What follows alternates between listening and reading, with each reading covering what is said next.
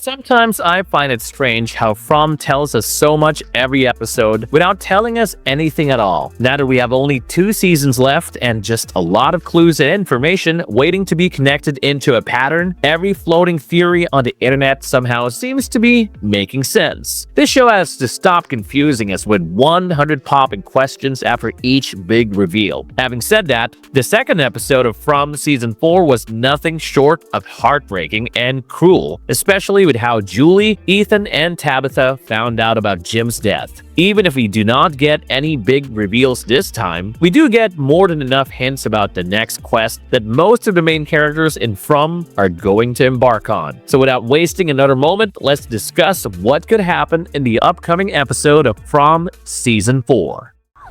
Randall, pull me out! There's no one here to help you.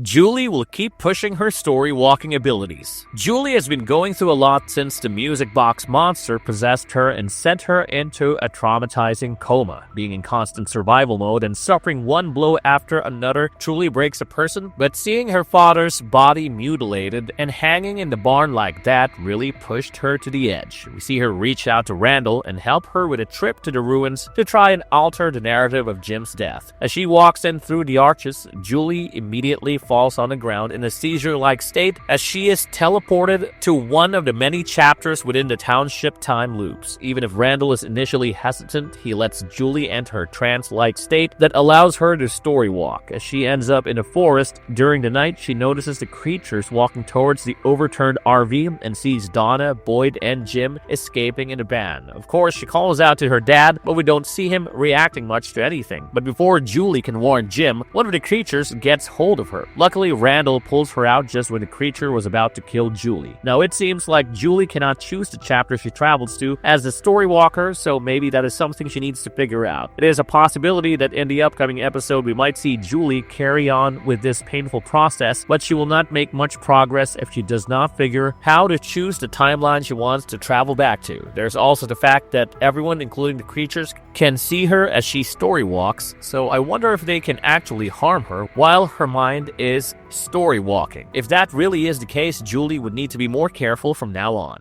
Jade and Tabitha will have to talk. Tabitha has also been through absolute hell since the beginning of season 3, but losing her husband sort of just left her in shambles. And I don't blame her. It is truly a lot to process when you find out that you are destined to come back to the same hellscape of a town for centuries unless you free the children who have been sacrificed eons ago. While Jade seems to be taking it well and understands what they have to do in order to figure out their escape route, Tabitha goes as far as to tell him how it should have been his mutilated body hanging from the raft instead of Jim's. Of course, that was very uncalled for, but grief makes you say or do things you do not always mean, right? Both of them have seen what cost knowledge comes at, and like Boyd mentions, the town will always push back when you push too hard for answers. But the architect of this hellhole wants them to be scared enough to look for answers. And if Jade has truly figured out such important aspects of the reincarnation loop or cycle that this town is stuck in, pursuing all threads would be the only way for him to reach any logical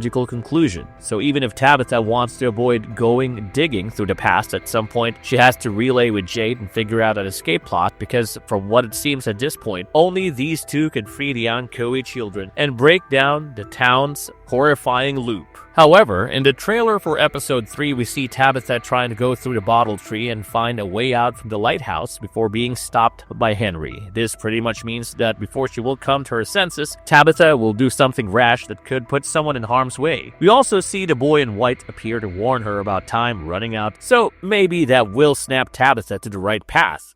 Ethan will go looking for the Lake of Tears. We knew the Lake of Tears was always going to come back into the fold because in From, every piece of information is vital. As the biggest breakout of this episode, we see Jim's spirit guiding Ethan and asking him to look for the Lake of Tears. So given how inquisitive Ethan is, he will inevitably take up his dad's advice. In case you do not remember, back in season 1, when the Matthews family got into an accident and had their RV crash, thus getting stuck in this township indefinitely, Ethan had dreamt about a certain Lake of Tears. Not just that, he had also seen the inside of Victor's room in this dream and mentioned how there was a drawing of the Lake of Tears, meaning that Victor might know where this lake really is. Just like how he knew that the bottle tree would lead and Tabitha to the lighthouse. If Victor actually starts digging through his drawings again and unlock new memories about the lake or the man in yellow, that could truly change everything, as he might know what is about to happen next, the town repetitive cycle torture. However, the new information might also lead the town astray, as the news for their impending doom could sow fear and chaos within them. As for the lake itself, much like the lakes Acherusia, Avernus, or Lerna, from Greek mythology, it could probably be a portal between the mortal realm and this hellish realm, which could make the man in yellow Hades, or Charon,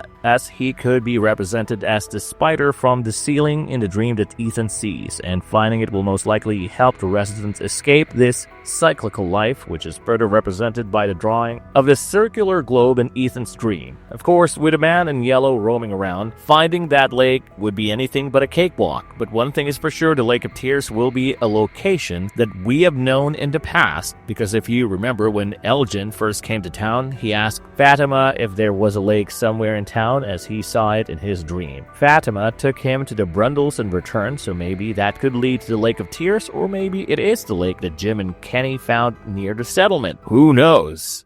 Sophia will make her next move. So in the trailer for episode 3, we see Sophia saying something that immediately ticks Julie off, leading her to scream at her before storming out of the diner. My guess is that the man in yellow chose to infiltrate this particular period in the timeline because this is when Julie really comes into her story walking abilities. We know for a fact that Sophia will be the main catalyst that would ignite the residents into tearing each other apart, and I think we will start to witness that cycle in motion from the next episode. There's also the fact that Kenny has taken her under his wing, believing that Sophia is a naive teenager who is stuck in this hell along with them. So I think she is going to use him as a pawn until we see her killing off Kenny. Season 3 of From began and ended with heartbreaking deaths, and I won't be surprised if Season 4 chooses to lead to a brutal build-up in order to mark the end for one of our most loved characters. There's also the fact that Sarah and Sophia seem to be getting along now, which is the worst possible duo I can think of. Nothing seems to be looking up in Fromville as of now, which is only the beginning of the riot that Sophia will unknowingly cause within the town.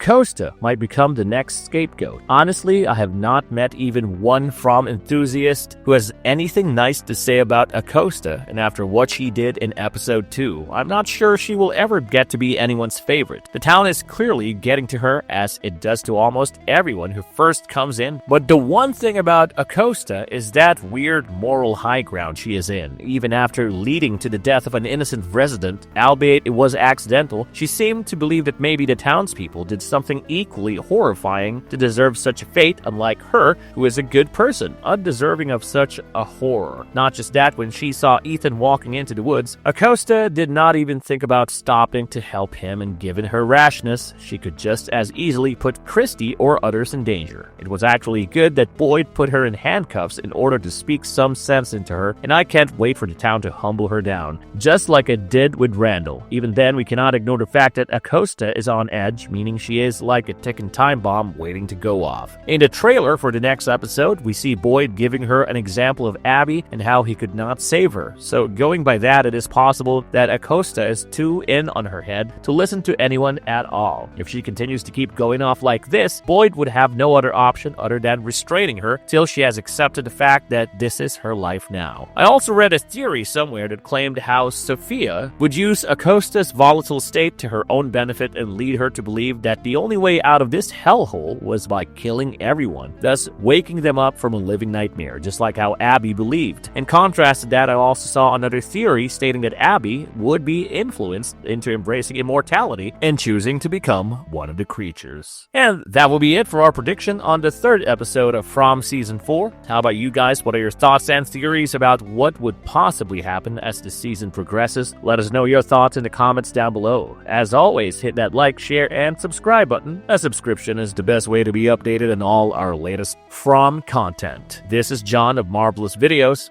and I'll be seeing you on the next one.